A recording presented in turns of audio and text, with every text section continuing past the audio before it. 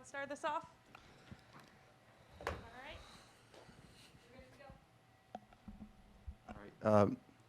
I guess, Mo, first of all, huge weekend for this team. How much momentum are you riding now? Because I think you knew this is going to be a step up in competition going on the road at Wisconsin, at Minnesota. These are places you haven't won. So to go get those, I feel like those were monumental program victories, right? Yeah, I think it gives us a lot of momentum going into the next 2 weeks. The next 2 weeks will be huge for us. We have really good competition coming up. I think that it drives us to work even harder in practice to make sure that we continue to do those things and that we see those improvements in the games.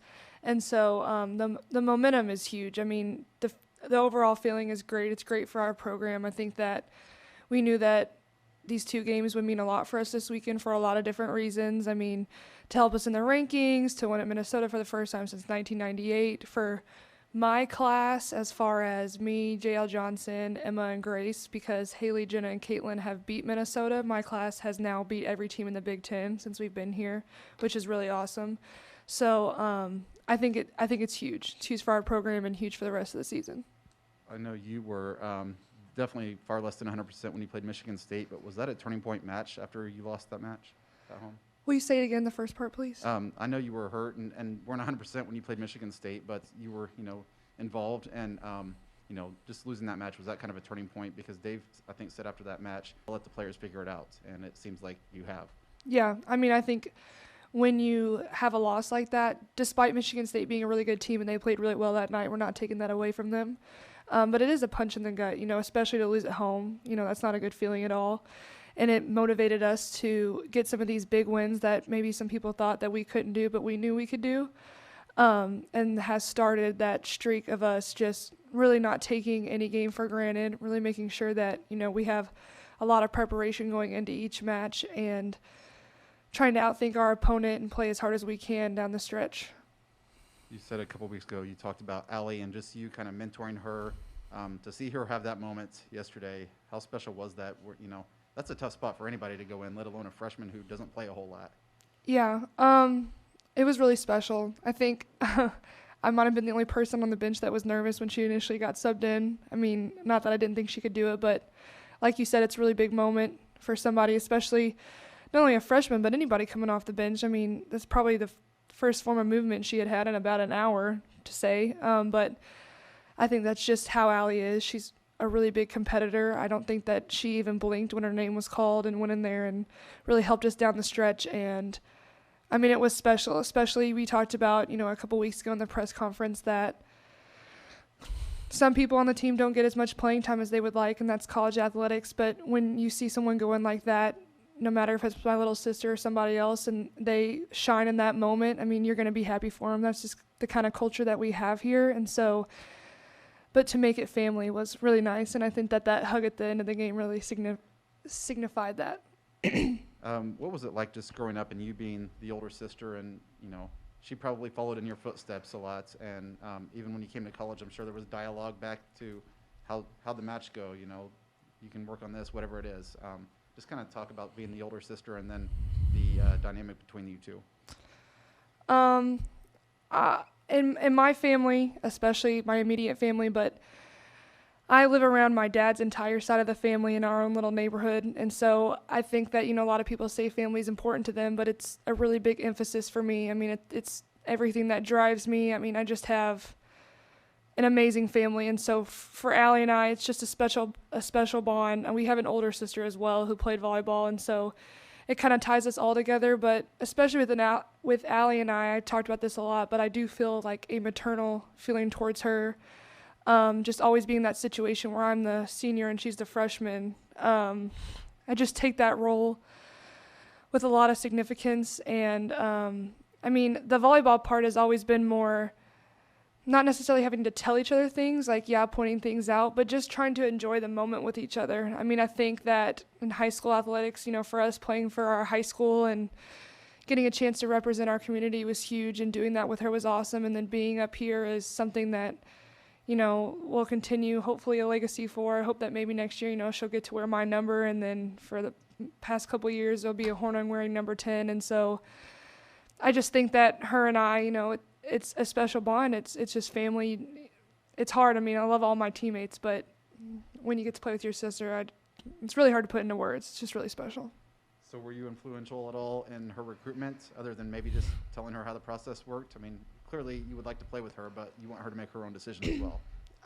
Yeah, like as you said in the last part, I really tried to always emphasize that this is your decision, this isn't mine. You know, I can obviously offer you insight on what it's like to do things here. I don't have a lot of insight on what other people do at other universities, but I think that, yeah, that was a big factor. For the both of us, though, we were both exposed to Purdue because we came up here for team camp in high school.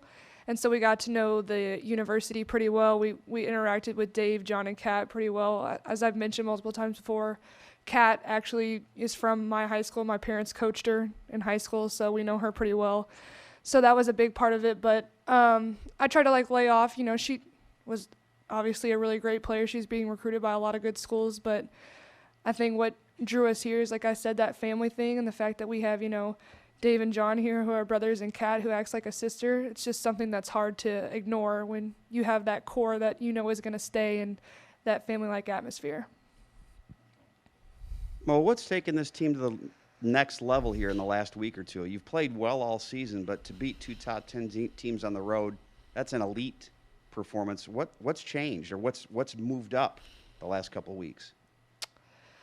And I was thinking about this a little bit this morning, but I wish that there was something that I could say that, that maybe we said and of course there's been new things that we've implemented in practice and tried to really focus on, but I think that after we beat Wisconsin, which is something that the first time, which is something that we've been wanting to do here, especially the upperclassmen these past 4 years, that it maybe just struck a chord in us and gave us that confidence we needed. But even this weekend, I think that it's just believing in each other. I don't think there was ever a time, I think in both games, the second set wasn't really what we wanted it to be. But as someone who was on the court and then in the huddle after both times, it was never really no one ever really got, I would say, nervous or anxious or uptight. It was kind of like, we know we could have done better. And I think it's just an accumulation of those who have been on the floor but also off the floor just putting in the work, and it's starting to click at the right time, and that we have that confidence in each other and that we believe in each other. So I think that maybe one of the big things that's for me, and I can't speak on behalf of my fellow seniors, but we're down to the stretch. We have 4 games left. Thankfully 3 of them are at home, and then when the tournament comes, it's kind of gone like that. And so I think that that's maybe playing a big role into that. I mean, you spend 4 years here pretty much devoting all your time to this, and we want a good outcome. We want, to make Purdue proud. We want to make our parents proud, us proud. We want to make everyone proud. And so I think that's definitely part of our motivation as well. If you go back to the Wisconsin match, Taylor Trammell hadn't played in a couple of weeks and came in and had some huge play for you Friday night. And then yesterday, Maddie Cook came off the bench and really gave you a spark. Talk about the role that you and the other seniors have had in keeping all of your teammates ready for those situations. We talked about this a couple weeks ago as well, but when I said that we have a team of 21 people, it's not easy to, if you're not on the floor at all times, to try and keep yourself engaged, to try and, be ready when your name is called. I mean, even if you are mentally ready, maybe that doesn't always show when you're on the court, but it's just a testament to the type of people that we have. Even, I think that they're so engaged. I've said this a lot of times, but the people that are on the bench, they do such a good job of cheering us on, being there for us when we come off the court, noticing things, because there's people that don't always get on the floor that just have such good IQ and just great teammates. And so I think it starts with that they're engaged the whole time. They know what's going on. They knew the game plan beforehand, even if they knew they weren't going to be in the game. And so that's just a testament to Taylor and Maddie coming in and getting things done at the right time. I think as seniors, that just kind of starts with when you want to keep everyone engaged, you want to try and make those connections with people off of the court, and so that they still feel like they're important. I think that, even if you're not playing all the time, the number one thing that you want to do is make sure that you feel involved, that you're a part of something. And that's, like I said, the kind of culture that we've tried to build here is that we like to be around each other, that we want to be around each other. And so when your name is called and you come on the floor, you're playing with people that believe in you. And so I think that's what we try to do as seniors. And then when they actually do get on the floor, it's, great job and here's this, but, we knew you could do it. It wasn't ever a doubt that you could come in and get your job done. Thank you for your time today, Mo. Last year, you guys played Minnesota really tough twice at home, but it just didn't end up being the outcome that you wanted. Did that drive into this one match against Minnesota that you got this year? I think for sure. I think those were 2 losses that we really wanted to get back from last year, especially at home, even though we didn't have the home environment. We walked away from those games really frustrated. I mean, we knew we could have won. I can't remember exactly how it went down, but I want to say both times in the 4th set that we were up and we kind of let it slip away from us, and the 5th set didn't go how we wanted. And, we're looking at virtually the same 2 teams basically back at it again and at their place where it's not easy to play. That was definitely something that we had in the back of our minds. It was a motivation factor, but also kind of a confidence booster to know, we put ourselves in this position last year. We can do this. We can get this done. And so I think that match definitely played into how things went yesterday. That Ohio State win here at home earlier, I bet that felt pretty good. Did it feel better to beat these 2 top 10 teams in their own home rather than here at Holloway? I think that all of the big wins are really important, but I think that there was a lot of significance behind this weekend. I think when you win at home against Ohio State, when you have our home court advantage and our crowd, that feels really nice at the end, just that feeling, everyone's celebrating on the last point. But at Wisconsin and Minnesota, I think that you kind of hit it on the nail on the head when you said that winning in their court, both times it is a little eerie of a feeling when you win at the end and you're the only team screaming, everyone else is dead silent. And so, but it is special, especially the things that we were playing for. I don't remember the last time we beat Wisconsin as a team, but to snap, I want to say that 30-win home game streak, whatever they were on, that's crazy. Both are very hard places to play. Hold a lot of people, just a different environment. And so I don't want to say that, they were more important or more exciting, but it meant a lot and something that we'll look back on for a lot of time. You talked about letting that second set go against Minnesota didn't feel like, but no one was unfazed. After sweeping Wisconsin, beating Minnesota, do you guys feel like there's really anyone who can beat you at this point? I think that the only way that anyone can beat you, and I think this is with a lot of teams, is that, if you beat yourselves. If we aren't prepared, if we aren't executing the skills the way that we know how, I think that at any time anyone's capable of being beat. This is the Big Ten. I mean, if you look back on it, we talked about some losses at the beginning of the year that we would like to take back. And that's just something that, like I said, that we've learned from. And you have to take every game so seriously. I mean, I think, as we all know, the Big Ten is always tough to play in, but this year, I mean, man, it's hard. It's a hard environment to be in, and but that's why we come here. We come here to be challenged, to play against the best of the best. And so, yeah, I mean, I think that if we don't execute our skills and it comes down to the time and we don't perform well, that, yeah, we can still be beat. But I think that if we continue to have this mindset, we take each game seriously, one game at a time, that we will be hard to beat. Thank you. There's one more. You talk like a coach. You seem to think like a coach. Is coaching in your future? Something that I've thought about, yeah, a little bit. When I move home, my goal is to really start my career in HR. It's just something I'm really excited about. I think that my program here at Purdue, being in the Polytechnic School, we, are top 10 in the country for most innovative, and that's kind of really excelled me to want to try hard in my future career. But like I said before when I talked about Allie, my high school means a lot to me. It's something that my family is deeply rooted in. My parents played there, they teach there, my sisters, we all went there, and I want to give back. So if I were to coach, I think it would be at the high school level. I don't really see college in my future, but life's unexpected. You never really know where it's going to take you. But I come from a family of coaches as well. My dad was a baseball coach in high school for 25 years. My mom was a coach. And so I think that also just has to be with being around people like John. You know, he kind of drives you to have access to all of these things here, this knowledge that if I do, I can take it with me. And so to answer your question, I don't really know. I mean, we'll see, but I think if I did, it would be something that was really enjoyable. All right, and that's it. Thank you very much.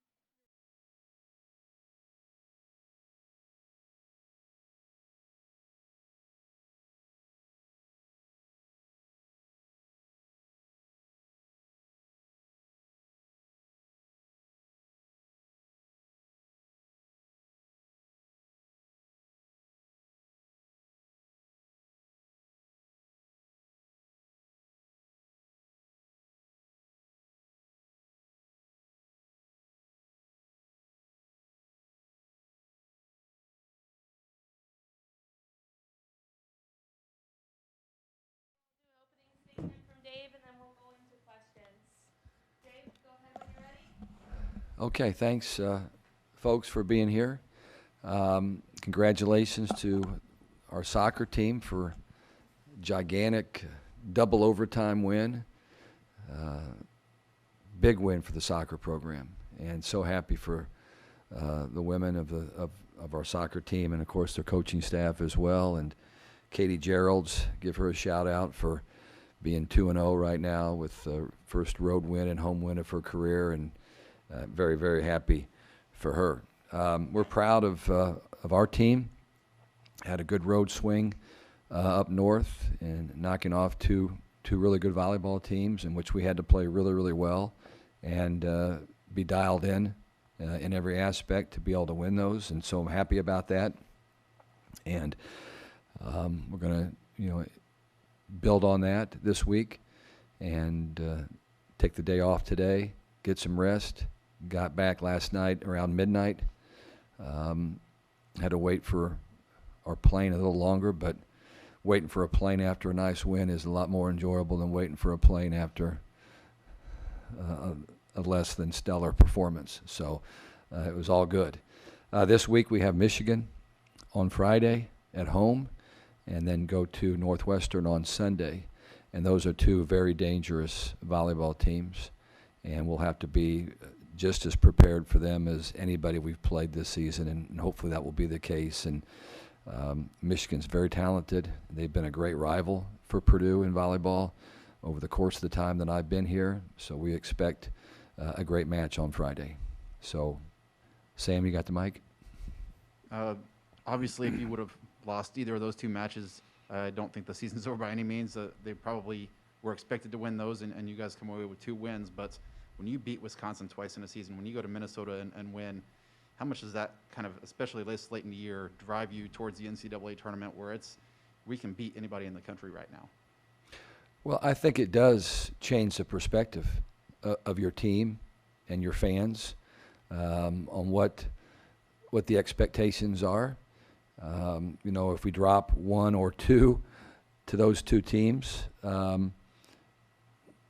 we're hoping that we're going to host at that point. Now, now you're hoping that you can continue to roll and not only maybe get a great seed and host the first 2 matches, but possibly host more than that if things roll in your favor. But that's a lot of ifs and buts at this point. But at least we're talking about it. At least it's something that can happen, which normally this late in the season, there's only a handful of teams that are looking at that.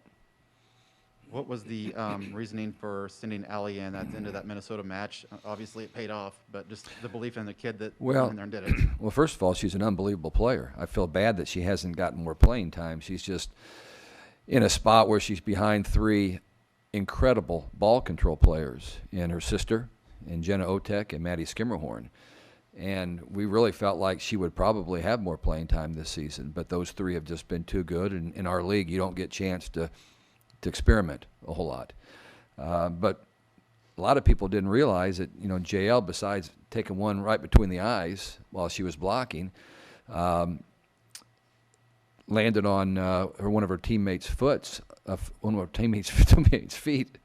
and twisted her ankle. And so she actually had come over to our staff, I think during a challenge, and said, I don't think I can go. And it just so happened that when we won the challenge, she was going back to serve. And then you got to make a decision, okay, who do you want to have serve for her? And you've got 3 or 4 really good candidates. But back to one of your favorite topics, analytics. When we looked at analytics this week, we found out in that spot when Allie Hornung serves, we score at a higher percentage than when anybody else goes in and serves. Now, there may be something to that, but that was the figures that I was getting. And we're also trying to give her opportunities to get her feet wet. And so we dialed her number. And she has not been a great server. She's been someone who's served the ball in play, but not with great velocity and great float. You know, we want that ball to float. We talk all the time about a clean float serve. And she went in and just served some incredible serves for that situation, including the last one. That was almost an ace. She did get credit for one, and then she just really rifled one over the net at the end that put them in a lot of trouble that allowed us then to score on that backcourt attack from Newton to win the match. How difficult is that where you're cold and you haven't played a whole lot this season and you're a freshman? I mean, that's a huge moment for a fifth-year senior, let alone a freshman who hasn't played a whole lot, and she goes in there, you know, ice water in her veins. You just said it. I mean, she's cool as a cucumber, and Hornungs are that way. They're just they're great competitors, and they live for those moments. And it's a tough situation to put somebody in, and I wasn't expecting her to serve, you know, 4 straight to win the match. I just wanted her to hopefully do something that would put some pressure on the opponent and give her teammates a chance to win. But she also makes a nice defensive play there on the final play on a ball that came over. Easy play, but she put it around the money. People will see a lot of Allie Hornung in her career, and she could be one of the best we've ever had. What is the dynamic like? You've had sisters on your roster before, between her and Mo. You know, obviously one much older and was, she said, you know, the dialogue was from afar when she's been playing the last 3 years and her sister's in high school. But they really just kind of have this sister connection that probably strengthens your team even a little bit more. Yeah, you know, it's similar to what the Catino sisters had. I mean, they're very close. I mean, they are. It's a tight family, and they absolutely care for each other, and they want the best for each other, but they haven't let it get in the way of their development as a player. And I think that Mo is such a great teammate that it's helped Allie understand that it's not easy to get on the floor here. Even though I think Mo did play a lot as a freshman, there just weren't as many great players ahead of her when she got here. And Allie's going to have to, you know, had to wait a little bit longer than she wanted to. But no, it's when you've got 2 high-character people, hard workers, tough kids that understand the game the way that they do and can do all the things that they can do, it's great for your team, whether they're sisters or not. But when they're sisters, it's great. I mean, they're the kind of players you want to have in your program. I mean, it's that simple. You know, if you could handpick the type of people you want to have leading your program, those would be the kind of players you'd want to have. We'll circle back. We'll give you the last word, as always. Dave, I asked Mo this before. When you've got a lot of great players on your roster, some don't get an opportunity to play as much as they would want. When you got a Taylor Trammell, who hadn't played in, 4 matches and then comes in Friday and gives you a great time, and Maddie Cook, what does that say about their preparation and about the team in general, that it is a next person up mentality? Well, it says a lot about the character and the toughness of your team, and that's not easy. It's not easy not to play. When you come to the Big Ten, you're recruited to come to the Big Ten. That means you're one of the top 100 players probably in the country, at least at our university. And so the expectations are you're going to go there and play. And just like Allie, who was a top 15 recruit in the country, hasn't played much. That's not easy to do. But, you know, Trammell, who was the second leading blocker in the Big Ten, and because of the play of Raven Colvin, she was kind of sidelined for a while. And but it was a great lesson for Taylor, because all she's done, instead of sit around and pout about it, she's worked harder. She's become more vocal, more attentive in practice. So it was a great thing for her. And then for her to come in against Wisconsin when Raven was not at the top of her game, saved our tail, quite honestly. I mean, she was really, really good against Wisconsin, and would have been good again had she played much on Sunday. But Raven responded really well to not having a great performance. So we got a lot of good players, and they're not all playing as much as they'd like to. But as you may remember, I talked about this once before. The very first meeting we had as a team, I asked for their help. I said, we got 21 players. I said, if you think I'm going to throw some, magic sprinkle on this and everybody's going to be happy all the time, it's not going to work. It won't work that way. I said, I've got to have everybody's help. We want to have a great season, and we got to be willing to make sacrifices and understand each other. Coaches understand players and vice versa, and clearly this team has done that. It's a very, very special group. Speaking of coaches, I asked Mo if that was in her future. Do you see future coaches on this roster? You see kids that you think will go in and pursue this as a career? Yeah, Mo's a great candidate. Mo could graduate from here and have an assistant coaching job at a Division I Power 5 conference. That's how strong of a coach she is. But I think she's moving in a different direction, and she can explain all that, which she did. But I think she wants to stay closer to home and help out any way she can. But she has a lot to give to young people and great knowledge of the sport. But Jenna Otek is certainly heading in that direction. And, we have a grad manager position that we're considering her for that will open up sometime in the next year. But we have a lot of candidates for that. But, she's somebody that would be really good in that role. But yeah, there's a lot of people on our team that I think would be really good coaches. But there are also a lot of options when you graduate from Purdue with a Big Ten competitive experience that a lot of people like to have you come work for them. So that's always a good thing. Thanks for your time today, Dave. Mo talked about dropping some sets in between those road games. She said the team did not at all feel on the court that they were in trouble. Was there ever a moment during those two matches where you felt like we need to kind of wrap it into shape or else we're going to lose control of this thing? There's lots of different thoughts that go through my mind during a match and before a match. But when you can go out and win the first set the way that we did at both places, just punch them right in the mouth, that allows you to have a little sense of confidence. You're up. We were never down in those matches. Okay, it was 1-0. It was 1-1. I think were both matches 1-1? I think that they were. But then we came out and jumped on them again in the third, and really were kind of in control. But there are things you can't control as a coach. There are actually things you can't control as players. And all you want your team to do is play as well as they can play and compete as hard as they compete and respond to whatever goes on in the match. I can't dictate whether we're going to win. If I could dictate whether we could win, it wouldn't be since 1998 that we'd have won at Minnesota. A lot of people making a big deal out of that. But so you just want your team to play as well as they can play.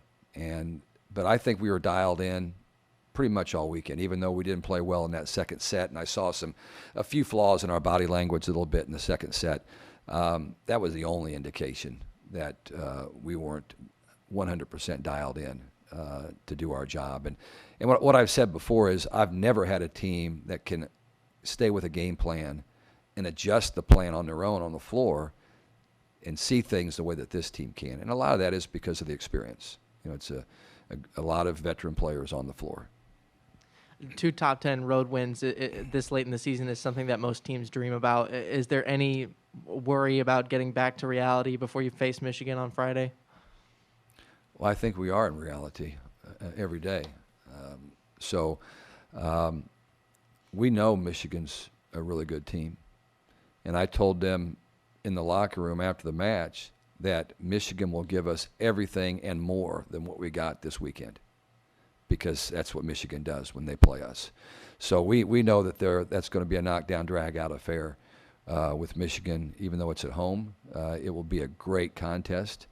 And our whole mantra has been we're going to play one match at a time, and we're going to be really good in that match. We're not going to think about how many we got to win to get where we want to go. We're going to be ready for Michigan and have a great game plan and go out and compete And hopefully people will come off the bench and do a great job. One of the things I told them before the match is we can make a great commercial from the standpoint that our subs are better than their subs. And because we think we've got great depth on this team. And you've got to build those people up because we do have great depth. And so many matches this year we've relied on people to come in and be a game changer. And so we'll continue to do that. And then last one for me. I know you still have to go to Northwestern, but knowing that you've got mid to late November all the way to mid-December, sleeping in your own beds, going into the tournament, is that kind of like a sigh of relief? You're hitting the end point of the season, still have some work to do, but kind of coming into the comfort zone? Well, I think it's more convenient, but I also know that often teams play better when they're away from home. Their focus is better. There's not a lot of other things that they're thinking about, distractions, whatever they might be. Okay, so I think that we've proven this year we're pretty good on the road, from non-conference through conference play. So I don't, yeah, it's nice to be at home. My wife's very, very nice to me, and I like being able to see her and sleep in my own bed and watch my own TV and see my dog and all those kinds of things. But we'll go wherever we have to go, and I think this team will be ready to play. But that's a good question. I think that there's comfort in that, but sometimes when you feel that comfort, you can let down and think that's going to help you win, and it doesn't help you win. You beat people. That's how you win. Sam?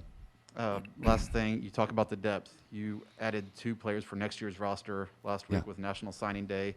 One of them clearly looks to be a physical presence. Can you just talk about those 2 ladies? And yeah, I think they're both team? going to be physical presence for our program. Alphabetically, I think I'd have to go Lizzie Carr, who's the 6'6" middle blocker from Philadelphia, who was a player that we had not ever seen live play before we made the offer. It was during the COVID, 18 months of COVID where we couldn't recruit. And during that time, she had sent out a video, and she looked really, really good, and had our staff look at it and had some other people that I have a lot of respect for look at it, and we all agreed we better pay some attention and get her involved somehow. And then without us even knowing about it, she and her mom and dad jumped in a car and drove here to see campus. And that made an impression on me, that here's a kid that had some offers, not big-time schools. Nobody in the top 25 had made an offer to her. But yet, a lot of other schools had. But yet she came here and spent 2 days on our campus when she couldn't even get into the buildings, although I think she did find a way to sneak into some key buildings without me not having anything to do with it, okay? Trust me. And I thought, that's pretty neat. Not only did she get here, she found a way to get into some buildings she wasn't supposed to be in. And so that kind of also encouraged me to look further at it. And then we made the offer, and a day later she accepted it. And it was about 6 months before I got a chance to watch her play at the AAU Nationals in Orlando, Florida. And I was all nervous because, people can do one thing on tape, and then they can be different when you see them live. But I watched her play her first match, and I was very relieved that she was every bit as good as we hope. And she'll get better and better. So she's a big physical, great kid, great personality, very confident.